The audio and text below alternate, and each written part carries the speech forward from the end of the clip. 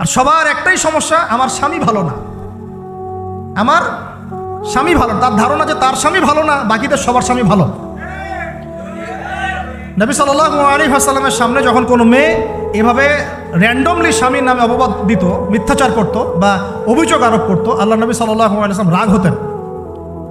সে আপনার ভরণ পোষণ দেয়, আপনাকে খাওয়ায়, আপনাকে পড়ায়, আপনার সিকিউরিটি দেয়, আপনার সম্মান রক্ষা করে, সারাটা জীবন আপনার জন্য একদম তেজপাতা বানায় ফেলে দিল, এখন বলছেন স্বামী ভালো না। মেয়েদের দিনদার মেয়েদের মধ্যে যে পরিমাণ স্বামীর প্রতি অশ্রদ্ধা, অসম্মান আর কটুবাক্য, সম্মানহানি, গায়রতের খেলাফ কাজ করার যা দৃষ্টান্ত আমাদের সামনে আছে, আর বেদিনদের ব্যাপারে বলার তো আমার ভাষাই নাই। মনে করবেন না যে কেউ মাদ্রাসায় পড়লেই একদম দুধে দেওয়া তুলসী পাতা হয়ে যায়, না, ভুল ধারণা আপনার, কখনো নয়। আমরা নিজেরা নিজেদের চরিত্র পবিত্র রাখবো, ইনশাল্লাহ আল্লাহর কাছে পবিত্র মেয়ে চেয়ে নিব।